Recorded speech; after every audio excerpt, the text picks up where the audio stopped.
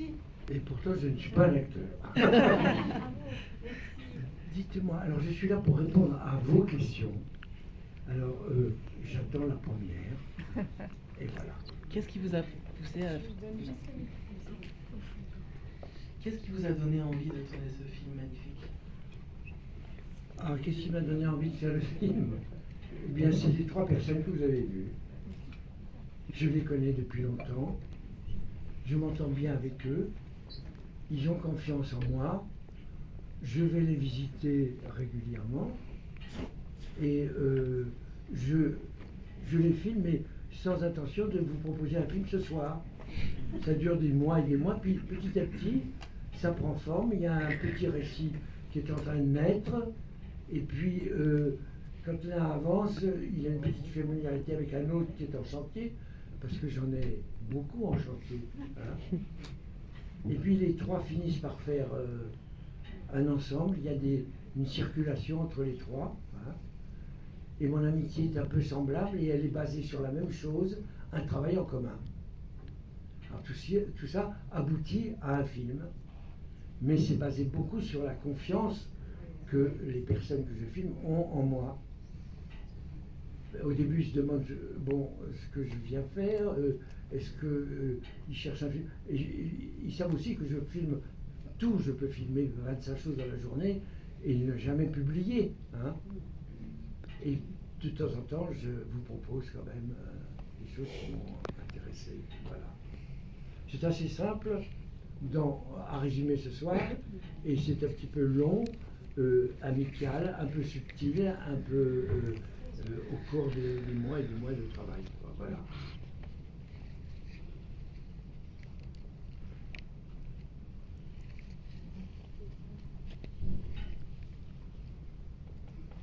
Mais c'est pas grave d'attendre, c'est très bien. Le meilleur moment. Suivante, c'est pourquoi maintenant Hein? Pourquoi maintenant? Pourquoi aujourd'hui? Ben, aujourd'hui, c'est parce que très simplement, le travail d'assembler des plans est terminé. Il y a une certaine excitation à le faire. Et puis un jour, le film que vous faites vous emmerde. Tout d'un coup, et il se prouve qu'il est fini. Il n'a plus rien à lui donner. Vous n'avez rien à lui donner. Et donc, il veut vivre sa vie. Alors, vous le publiez. Alors, il y a du monde ou il n'y a pas de monde. C'est le risque.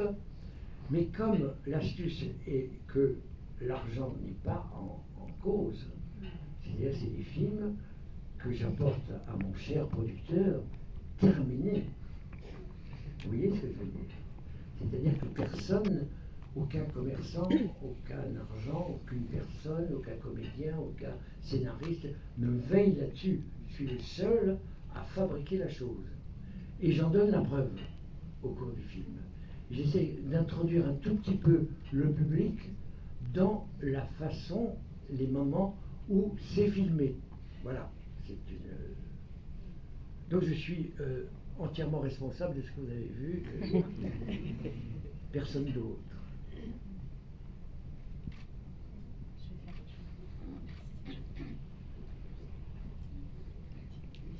Est-ce que le portrait qui se dégage de chacun de vos amis vous surprend finalement, ou est-ce que vous faites une construction volontariste par rapport à ce que vous avez envie de montrer d'eux?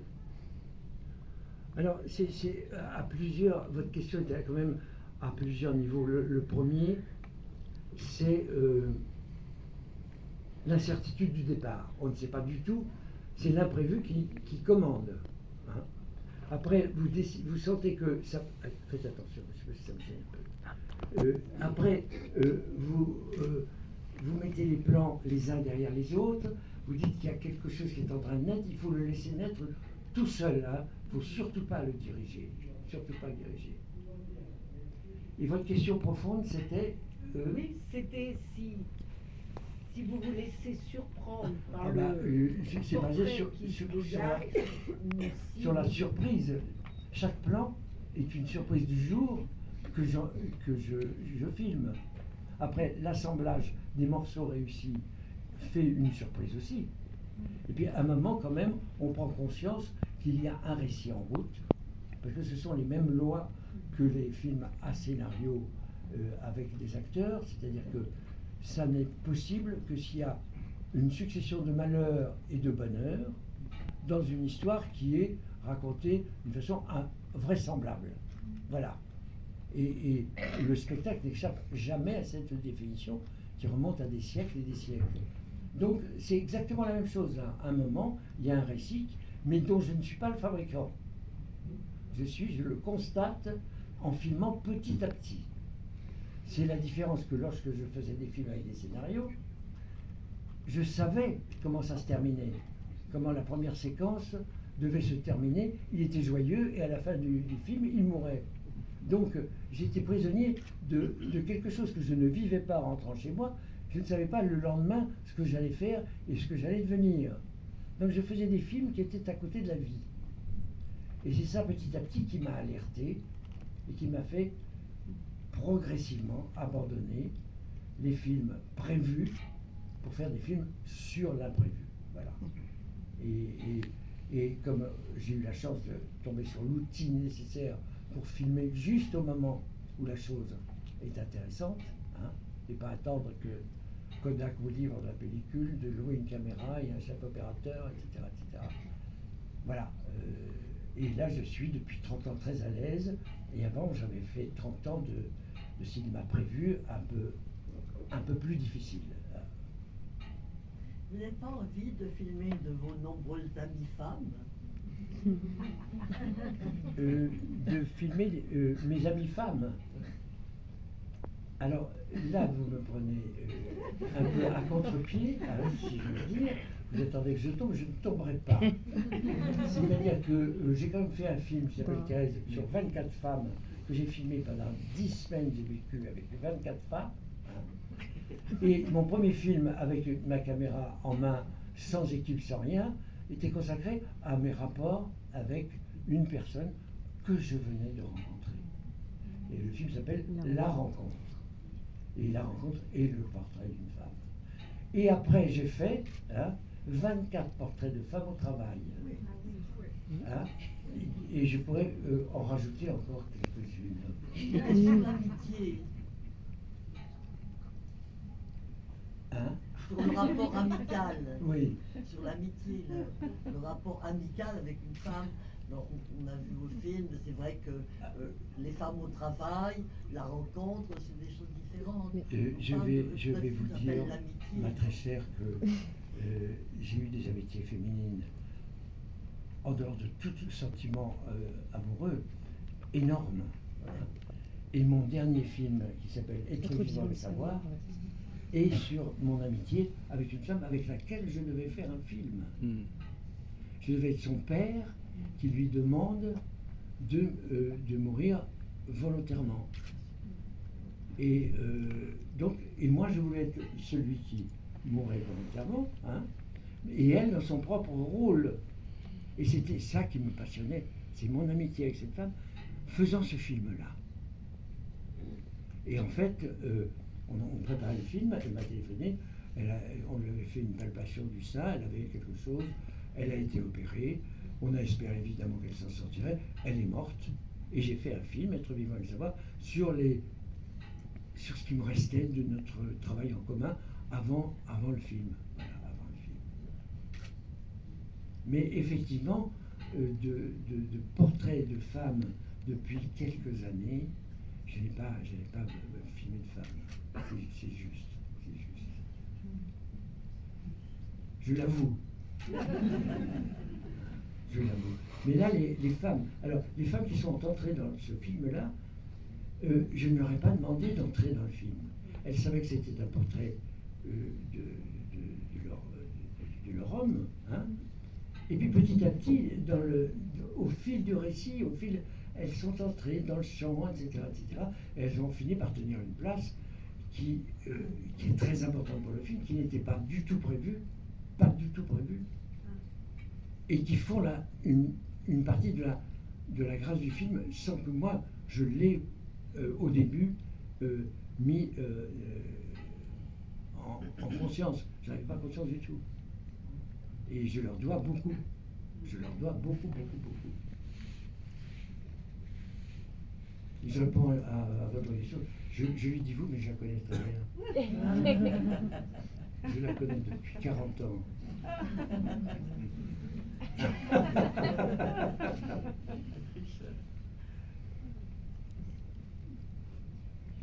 S'il vous plaît, est-ce que vous pourriez nous dire un peu plus du projet que vous aviez avec Bachung? Je n'étais pas au courant de... Honte à moi. Bachung, c'était très simple. J'avais fait un film qui s'appelait Thérèse, et ça avait eu un certain succès, donc je pouvais faire à peu près ce que je voulais. J'ai rencontré Boris Bergman, que vous avez vu, et il a parlé de son travail avec Bachung, lui étant l'écriture et Bachung étant le chant et la musique. Mais je me suis dit, ça serait intéressant qu'on fasse un film, eux, travaillant, le chant, l'écriture et la musique. On avait trouvé un studio dans la nature, avec une grande baie vitrée qui donnait sur la nature, et on avait décidé de s'enfermer là pendant un bout de temps jusqu'à ce qu'on ait un film. Donc peut-être une chanson, on ne savait pas très bien. Et puis j'étais tombé sur un moment où l'amitié entre Bachung et Boris était complètement fêlée à la suite de ce qu'il raconte là, dans le film. Et je me suis rendu compte et si Boris était là, il dirait la même chose que moi, que leur amitié était un petit peu de façade pour le film. Et quand je me suis aperçu de ça, je ne pouvais pas faire un film, c'était pas possible. Et c'est drôle que ce film-là s'appelle L'amitié, et là c'était une amitié qui était fêlée et qui s'est dégradée jusqu'à la séparation en fait. Et la vie de Boris a été très très difficile à la suite de cette rupture. C'est une rupture d'amant, enfin d'amant au sens de grande amitié, voilà, de travail en plus. Tout ça lié au travail, une amitié de travail qui a capoté. Alors que ça, c'était des amitiés de travail qui ont duré.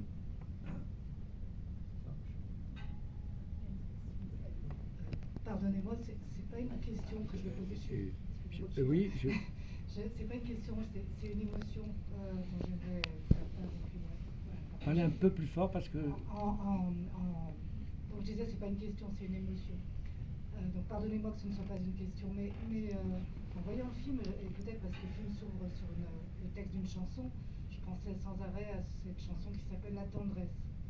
Et je trouve que c'est ce qui permet à ce film d'être si magnifique, c'est sans doute ce qui vous autorise à nous faire entrer avec vous dans cette intimité, dans ces intimités. Cette tendresse, elle est extraordinaire. Voilà, moi je l'ai ressentie tout le temps. Et il y a sans doute... ça fait des années, il y a peut-être 20 ans, 30 ans, je regardais une émission de cinéma, j'étais tombée sur un petit film que vous aviez fait, ça avait peut-être 30 ans, je ne sais plus, mais vous racontiez comment vous essayiez d'écrire un scénario, et je ne sais pas si c'était, je me souviens plus si c'était le scénario de Thérèse ou un autre. Oui, scénario. c'est ça. Vous vous souvenez de ce petit film que vous avez fait Oui, pour oui, pour Cinéma, voilà, une émission. Vous racontiez comment c'était difficile d'écrire, et comment l'après-midi, c'était plus difficile que le matin. Je m'en souviens très clairement, alors que je l'ai vu qu'une fois, ce petit bout de film. Et vous aviez une bouteille de vin, vous l'aviez renversée dans la douche, parce que c'était trop difficile de continuer à écrire l'après-midi si vous continuiez de boire la bouteille de vin. Et là, vraiment, c'est la même... Et ce plan, je ne l'ai jamais oublié. Je ne l'ai jamais oublié, je l'ai toujours avec moi. Et là, en revoyant le film, je me disais, c'est ça, vous arrivez à attraper des objets, des gestes, des moments, des lumières, et raconter ce qui se passe du coup à l'intérieur de nos âmes, de nos esprits, de nos corps avec ces plans, et aussi en attrapant la beauté des corps de vos amis et des compagnes de vos amis. Donc merci. Voilà. Oui, j'avais fait ça revient exactement à la façon de filmer maintenant. Je préparais un film qui coûtait de l'argent quand même, hein, Thérèse, et j'étais obligé d'écrire un scénario à l'avance. Alors je disais, d'un côté vous avez l'action à gauche et puis à droite les dialogues. Et vous livrez ça au producteur, à l'avance sur recette, et tout le monde dit ah ben va faire un petit peu attention à ceci, on va faire Et là, j'étais quand même dans une grande liberté, puisque Maurice Bernard, qui figure dans le film, hein, m'a protégé et a géré le film impeccablement. Hein. Mais il fallait écrire. Et l'écriture n'a rien à voir avec filmer. Écrire et filmer, ça n'a rien à voir. Vous écrivez la justice, les gens comprennent tout de suite.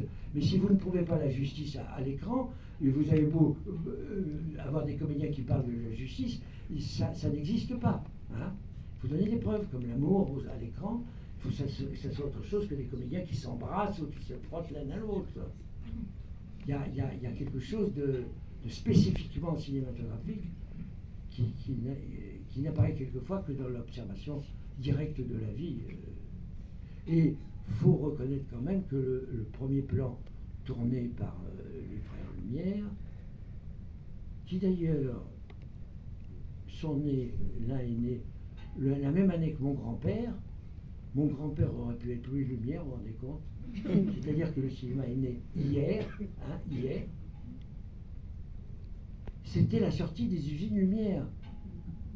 Vous avez des ouvriers qui sortent des usines Lumière. C'est un plan magnifique que vous pourriez tourner aujourd'hui, et on saurait dans 30 ans, 40 ans et 100 ans comment étaient habillés simplement les gens d'aujourd'hui. Et c'est ça qui serait passionnant, filmer simplement. Et quand vous voyez les premiers films de comédiens qui jouent l'amour, la cruauté, vous souriez évidemment, vous souriez, parce que c'est un documentaire sur la façon dont on jouait à l'époque, et l'émotion s'est envolée royalement.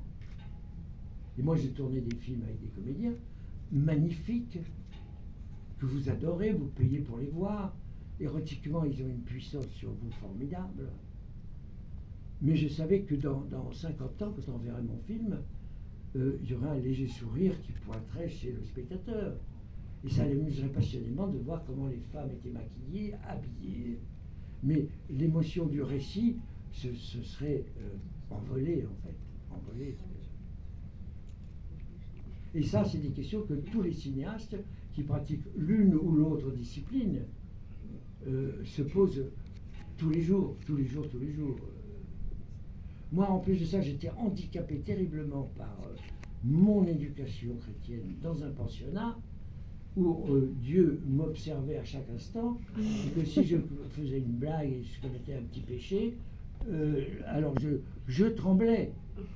Et quand je voyais des comédiens mimer l'amour, ou la fureur, ou tuer, etc., et que je filmais ça, je me disais, mais je suis un gros menteur. Et c'est vrai, ça compte. On dit que c'est des histoires, mais ça compte dans la vie d'un cinéaste, ça compte énormément. Je voulais vous demander, vos amis se sont-ils vus et quelle a été leur réaction? Si les personnes qui ont... Oui, s'ils se sont vus et leur quand il y a eu des personnes qui ont... je leur ai dit que j'étais, comme toujours, que j'étais prêt à enlever les plans qui ne leur convenaient pas. Hein. Je leur ai montré le film et il n'y a pas eu de demande de coupure. Voilà. Ils se sont regardés et c'est très difficile de se regarder. C'est très difficile de se dédoubler, de se voir intérieurement, de se voir en imagination et de se voir sur un écran. C'est très très difficile. Et j'ai simplement une phrase que j'ai à mon mur punaisé, c'est un Français qui en 1827, en regardant dans la glace de son armoire, s'est dit « Je reproduirai mon image ». Et c'est l'homme qui a inventé la photographie, Niepce. Et c'est l'acte fondateur de ce que vous voyez aujourd'hui, un homme qui voulait faire son autoportrait. Voilà. Se regarder. Et ça, je trouve ça assez magnifique.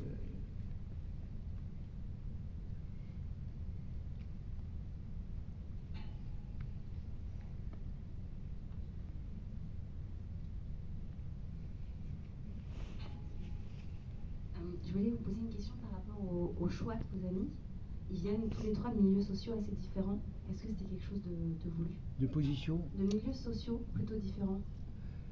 Finalement, comme c'est un ensemble, finalement ça a compté. C'est-à-dire qu'au début, ce n'était pas visible, hein, c'est pas le genre de calcul qu'on faisait, mais quand le projet se dessinait et commençait, je me disais, c'est intéressant parce que ils ne font pas tous la même chose. C'est pas tous des gens de mon genre de travail. Hein. C'était quelqu'un qui avait traversé ma vie et que j'avais filmé, mais qui avait une autre vie aussi. Et ça comptait aussi, si j'ose dire, pour le spectacle. Ça variait un petit peu. Hein. Ça variait un petit peu. Et puis ils avaient des petits points communs, ils avaient rêvé de certaines choses, ils avaient été obligés de composer, il y avait toute une familiarité qui m'intéressait. C'est pour ça que ça m'a permis de supprimer en tête, on passe d'un portrait à l'autre sans on indique au spectateur qu'on entre dans un autre univers. Parce que tout ça me semblait un ensemble, un regard d'ensemble. Quoique ayant comme sujet 3 personnes qui ne se rencontraient pas.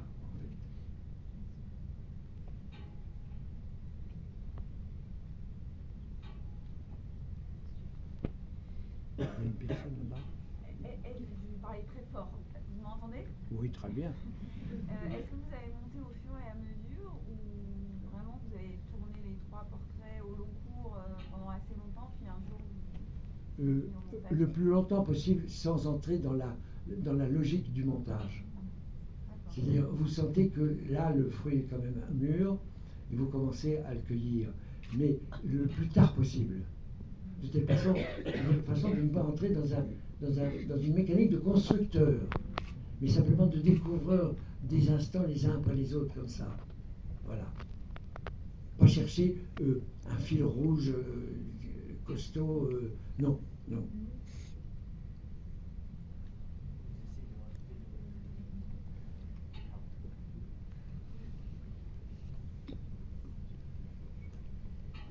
Vous essayez de rajouter le plus de moments précis, c'est ça? Un peu plus fort.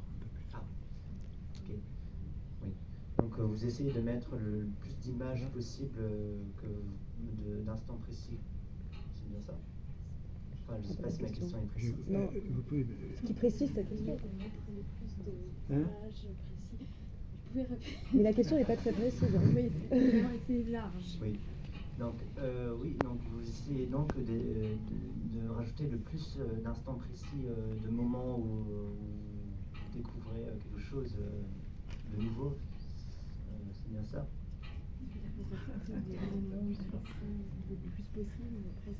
Non,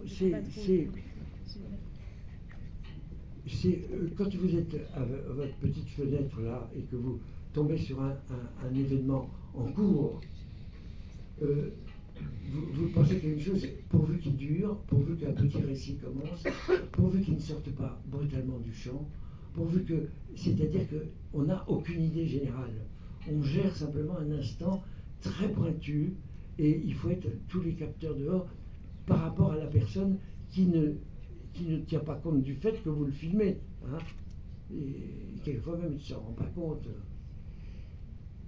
Donc c'est des instants comme ça. Et quand on fait on voit le bout à bout de tout ce qu'on a fait, ce qui est mauvais tombe tout de suite. Il ne reste que ces instants-là relativement réussis. Et c'est à ce moment-là seulement que le fil du film apparaît, parce que la vie a un sens. La vie, vous la filmez régulièrement et elle a un sens. Et vous découvrez le sens de la vie à travers ce que vous filmez. Voilà. Et c'est ça qui est intéressant de filmer. C'est ça qui est intéressant.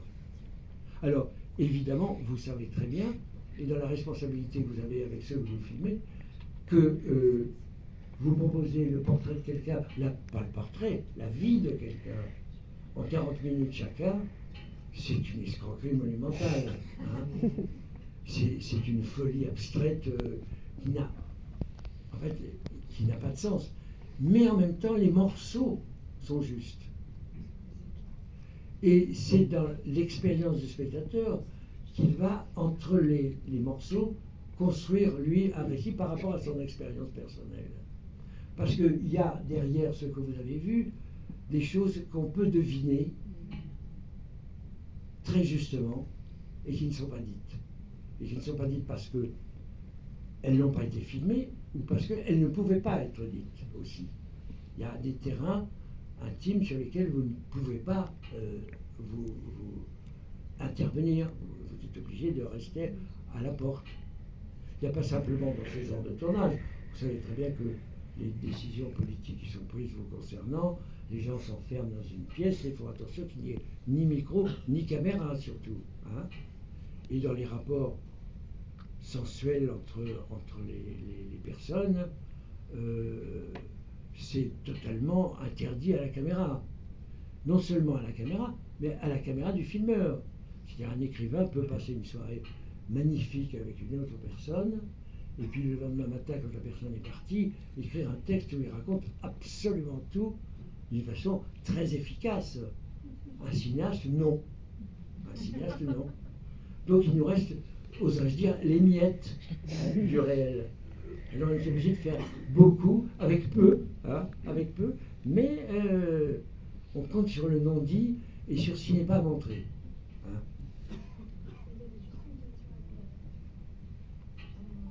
Moi, je me demandais comment cette façon de filmer avait changé votre rapport à la caméra. Je me disais que du coup, vous rentrez dans l'intimité de vos amis en les filmant, mais quelque part, la caméra rentre dans votre intimité, parce que vous fusionnez quelque part avec elle, et vos amis parlent à la caméra comme ils vous parlent, et que j'imagine, hein, je n'ai jamais fait de film, et que quand on filme un film à scénario, comme vous dites, il y a le clap de fin, à la fin de la journée, les acteurs ne sont plus là, les décors ne sont plus là. Et alors que là, la caméra vous suit, qu'importe où vous allez et avec qui vous êtes. Et je voulais savoir si ça avait changé, enfin voilà, votre rapport à la caméra comme un binôme que vous formez dans vos relations. Je pense que ces films-là sont impossibles à faire si le filmeur n'est pas tout seul. Il doit être seul en face d'une personne qui est seule. C'est cette égalité-là, normale et naturelle dans la vie, il doit être respecté. S'il y a un ingénieur du son qui est en train de regarder ses boutons pendant ça n'a plus aucun sens. Et dans la vie, et cinématographiquement. Donc c'est une intimité qui se crée, qui n'est pas totalement intime, parce que c'est... Et j'ai filmé des personnes qui avaient été filmées, qui avaient participé à des filmages en plus. Donc ils avaient, et c'est ça qui est bon, c'est qu'ils avaient une intuition quand même de ce que je faisais. Hein. Ils me laissaient faire, mais ils savaient un petit peu. Et quelquefois même, ils faisaient des cadeaux au film, très secrets, comme ça que je découvrais seulement au montage. Il y a une partie d'eux-mêmes qui livraient comme ça, et qui enrichissaient évidemment le film. Mais je dois vous dire qu'il n'y a qu'une seule tenue cinématographique, c'est d'être seul et avec l'appareil de prise de vue le plus réduit possible. Et avec, en plus de ça, un micro extrêmement discret au-dessus de la caméra. Voilà. Et effectivement, tout ça, ce sont les derniers soubresauts du cinéma tel que nous le vivons, c'est-à-dire une salle, un écran vertical et quelqu'un qui a enregistré la vie pour être projeté ici. C'est-à-dire que le cinéma va devenir spatial, hein, qui va quitter la verticalité, la toile. Hein. On disait, nous, quand on était jeunes, aller au cinéma, c'était se payer une toile. Parce que c'est de la toile, ça. Hein. On peint de la toile. Mais tout ça va évidemment évoluer, disparaître. Et je pense que ces films-là, dans 100 ans, ce sera comme la grotte de Lascaux aujourd'hui. Mais oui, absolument. Il sera un sens différent qu'il a aujourd'hui. Et c'est ça, il y aura une métamorphose.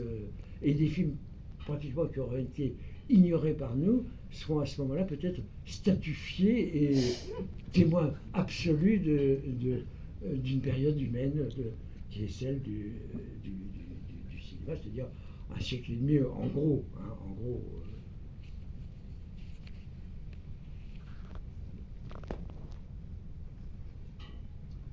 Merci tout d'abord pour ce film plein de sensibilité, plein d'espièglerie, d'humour, d'humanité. J'ai juste une question un peu annexe. Est-ce que vous êtes fâché maintenant avec tous ceux de vos amis que vous n'avez pas sollicités pour figurer dans ce film? Je ne sais pas, parce que je sais que certains auraient aimé que je les filme, et d'autres surtout pas. Surtout pas, parce qu'il y a quelque chose quand même. Il faut avoir un esprit un peu ouvert et un petit peu disponible, parce que il y a des personnes, dès qu'ils voient une caméra, qui se crispent. Et je crois que j'aurais beaucoup plus de refus que d'acceptation. Hein. Je m'approche à pas de loup, et quelquefois je suis obligé de reculer. Voilà. Bonsoir. C'est vrai que dans vos films, il n'y a rien de convenu, si bien qu'on est happé, capté. Je ne vous entends pas, je suis désolé.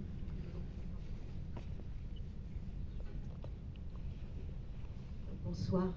Je rejoins tout à fait ce qu'a dit monsieur et merci pour vos beaux films. C'est vrai que dans vos films, il n'y a absolument rien de convenu, si bien qu'on est happé, captivé. Mais je dois vous avouer que j'ai vu il y a peu votre film L'Insoumis avec Alain Delon, et j'ai été tout autant captivée, et j'ai été très impressionnée par le comédien dans certaines séquences où je ne l'avais jamais vu jouer comme ça, jamais, excepté dans votre film.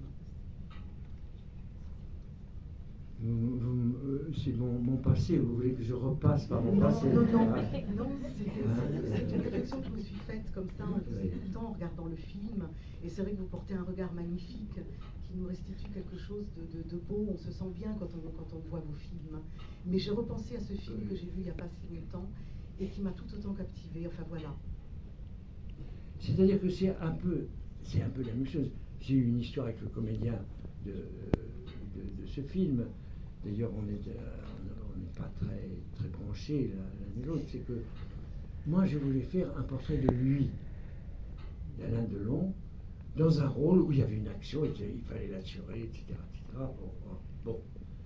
Et je passais mon temps à l'observer et à essayer de lui piquer des gestes, une façon d'être, etc. Avoir une base réaliste à l'intérieur d'un système très écrit, très dramatisé. Et un jour, il s'en est aperçu. Et je le raconte volontiers parce que c'est les rapports des metteurs en scène avec les acteurs sont quelquefois un petit peu compliqués. C'est un mélange de choses magnifiques parce que c'est votre interprète, hein, et en même temps c'est un obstacle entre vous et le film. Voilà. Et alors on était dans un studio avec des décors, avec des gens, il y avait 4 personnes à la caméra, il y a des électriciens, des machinistes, etc. C'est-à-dire un public, hein, le premier public d'ailleurs d'un film, c'est l'équipe. Et Alain, à un moment, s'est mis à crier très fort: pourquoi est-ce que tu me regardes comme ça? Pour que tout le monde entende. Et moi, je n'ai pas l'esprit de répartie, je ne suis pas Sacha Guitry. Et cette fois-ci, je l'ai eu. J'ai parlé aussi fort que lui pour dire: parce que je suis payé pour ça. Et on était comme deux coqs, en fait, dans un poulailler. Et il y avait des égaux. J'avais 32 ans, il en avait 27. Donc, il venait de tourner avec des comédiens, des metteurs en scène extrêmement connus. Et moi, je faisais mon deuxième film. Et mon premier n'avait pas fait fureur chez les spectateurs. Et voilà comment on travaillait. Je veux dire, c'est très juste ce que vous dites, parce que on s'y intéresse à ça. Mais c'est... Notamment. Hein? La séquence dans la voiture, notamment, sous la pluie. Oui, d'accord, mais c'est quand même difficile, vous voyez. Oui, et Stanley Kubrick était non seulement un metteur en scène mais un chef de chantier, hein, parce qu'on est des chefs de chantier dans ce cas-là, disait on vous demande de faire, d'écrire Guerre et paix dans une auto-tamponneuse. C'est exactement ça. Hein. Et un conflit avec un acteur, si bref soit-il, empoisonne un peu le film. Les rapports deviennent un peu tendus, etc. Mais on est faussement... moi, quand il arrive le matin, je regarde bien si ses yeux bleus sont encore clairs, s'il n'a pas trop fait la fête la nuit, etc. On est un peu comme... Il y a une tension. Et moi, comme je venais d'une époque de guerre où il y avait eu entre 40 et 40 millions de morts, la violence était une chose horrible pour moi. Et je la traitais en plus dans ce film. Oui, absolument. Avec lui, Oui. qui avait fait la guerre d'Indochine, et il faisait la guerre d'Algérie. Là. C'était dans un complexe dramatique terrible. Et en plus de ça, c'était l'histoire d'une avocate qui défendait le FLN en Algérie, parce que c'était pas encore, c'était des gens, c'était des départements français, et c'était des gens qui étaient en justice normale. Hein. Il a enlevé cette femme, il l'a libérée, etc. D'après un fait divers que j'avais lu dans Libération. J'ai copié entièrement l'histoire. Et en même temps, la personne s'est reconnue, Maître Gleiman, qui est aujourd'hui décédé, s'est reconnu et a réussi à faire intervenir le film. Vous voyez dans quelle violence vous travaillez. Et ça m'a poursuivi. La justice a demandé 25 minutes de coupe. Les rapports sentimentaux entre elle et le personnage principal devaient être supprimés. Et on devait vous voyez. Alors, on s'est retrouvé à vous voyez dans le film. Les deux héros se vous voyez pour effacer le rapport. Alors, vous pensez bien qu'après ça, une réflexion sur le travail cinématographique, sur le pouvoir de l'acteur, sur le pouvoir de l'argent, sur le pouvoir de... Vous ne cessez de passer tout ça au crible, et petit à petit, vous mettez 20 ans à sortir de tout ça, et à vous trouver chez vous, enfin chez vous. C'est-à-dire une caméra à la main, et sans rapport d'argent avec quiconque, et sans rapport de pouvoir avec quiconque. Oui, justement, à propos du fait d'être chez vous, je suis là. Pardon. Je me demandais ce que vous aviez fait pendant le confinement, à quel point ça vous avait affecté, le confinement pur et dur, et si la caméra vous avait aidé, si vous avez continué un projet artistique quand même chez vous, voilà, pendant ces quelques mois d'enfermement. Le confinement, vous savez, c'est où vous le traitez, ça vous amuse, ou alors c'est une incidence comme une autre, et on voit un moment Boris, à la fin d'ailleurs, masqué, hein, sans explication. Et quand on verra ce film on se dira mais pourquoi il est masqué là, hein? Et ça sera un mystère assez sympathique. C'est le seul moment où il y a un masque dans le film. Et ça fait la fin même de son apparition dans le film. C'est ça qui est bien. Mais moi, le confinement, ça n'était pas un problème cinématographique. Ça aurait pu l'être, mais c'est pas ça qui m'intéressait. On ne peut pas s'intéresser à tout. C'est pas possible. Oui, je voulais savoir, est-ce que vous avez, je reviens à l'Insoumis, désolé, mais est-ce que vous avez finalement eu la version que vous souhaitiez, ou est-ce que la version que vous souhaitiez de ce film n'a jamais existé à cause des coupes qui avaient été demandées?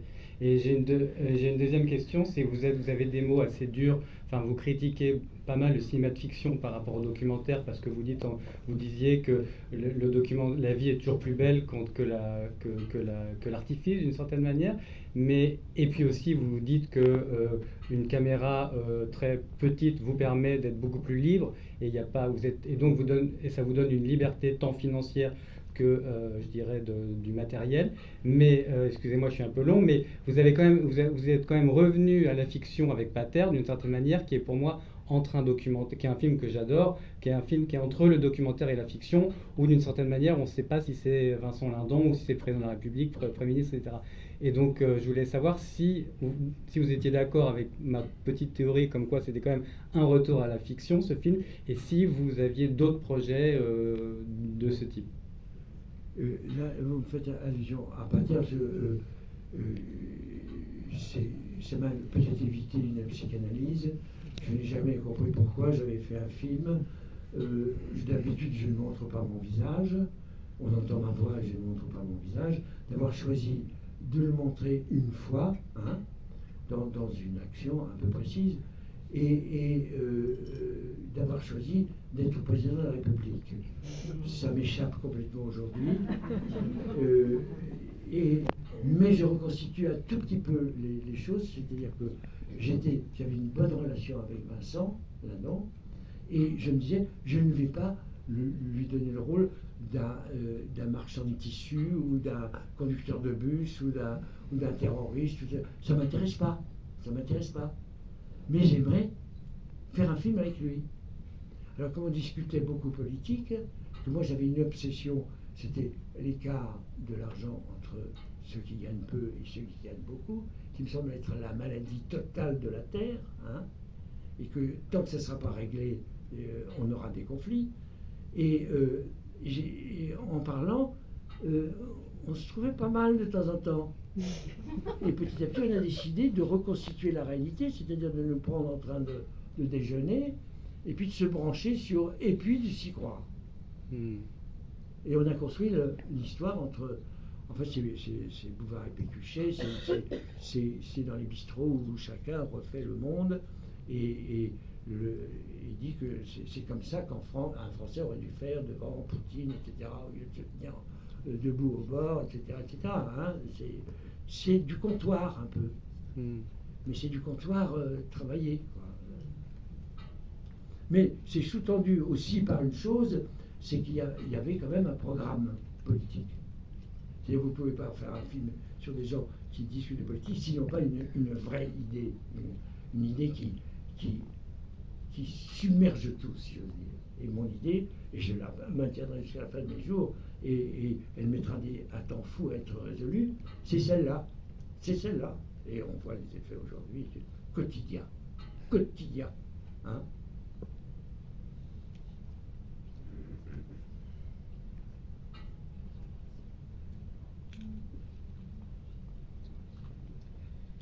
Deux petites questions. Est-ce que si un de vos amis arrivait chez vous avec une caméra et vous proposait ce projet, est-ce que vous accepteriez? Et la deuxième, c'est à quel moment est-ce que vous avez ressenti le besoin d'aller filmer les placards, les tiroirs, les chaussettes, les cravates, enfin, l'intimité de vos amis? Et en quoi ça s'est imposé comme très important pour vous? La première question,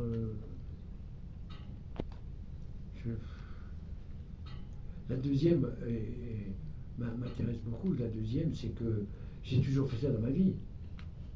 J'ai toujours scanné le poudrier de ma mère. Quand le tamponneur ne m'en fonctionnait plus, elle mettait du coton. Ça me fascinait qu'elle se mette de la poudre avec du coton. Je scannais tout.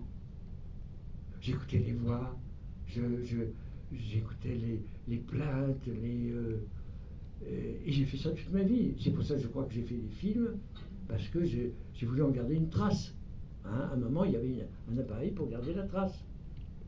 Comme un peintre qui fait des croquis ou des peintures, ou comme un écrivain qui écrit. Et je pense que c'est ça qui m'a guidé vers le cinéma et qui m'a fait sortir un peu du cinéma pour entrer dans un imaginaire un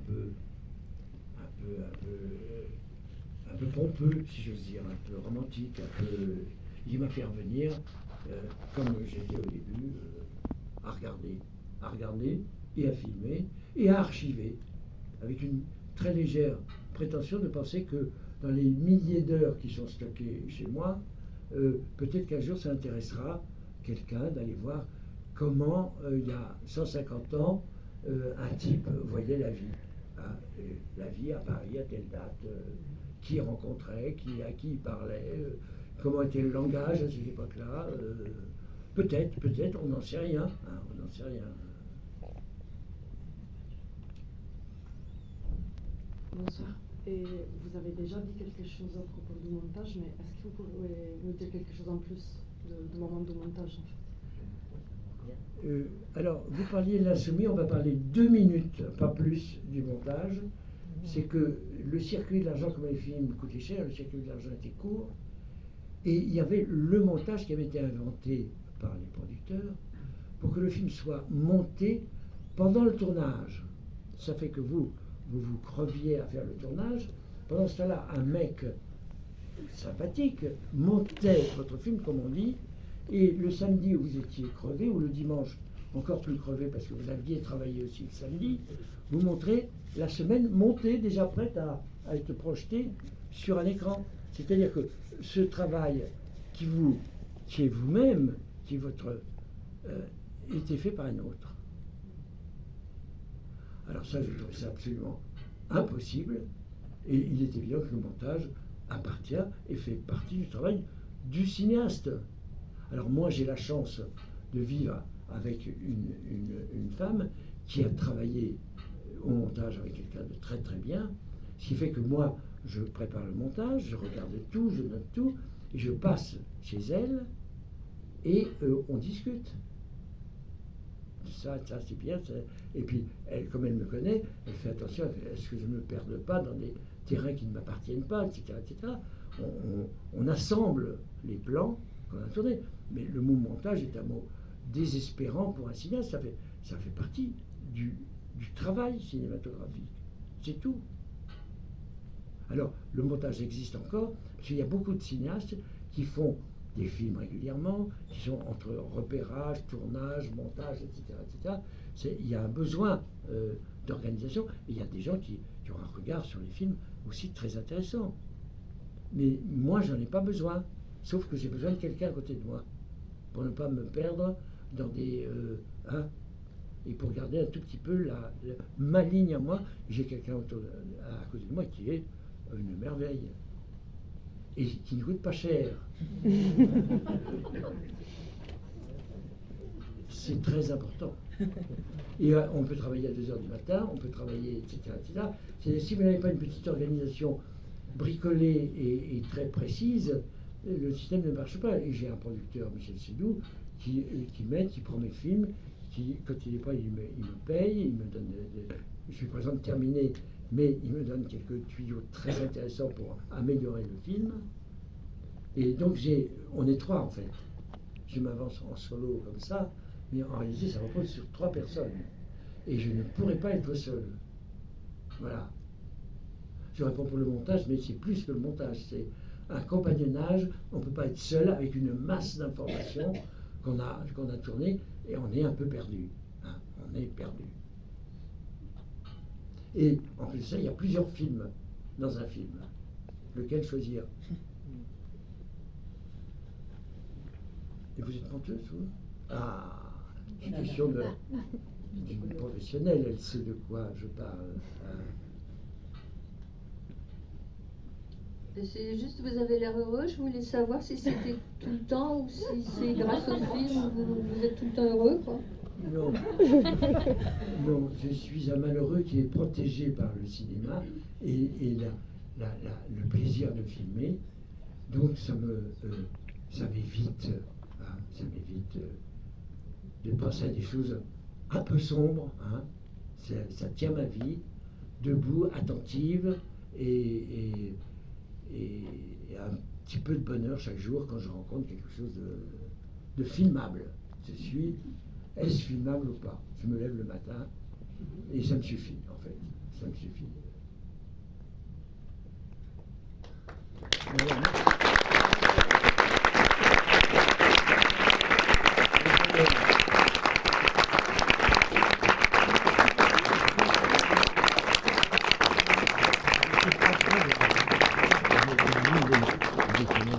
On filmeur du coup.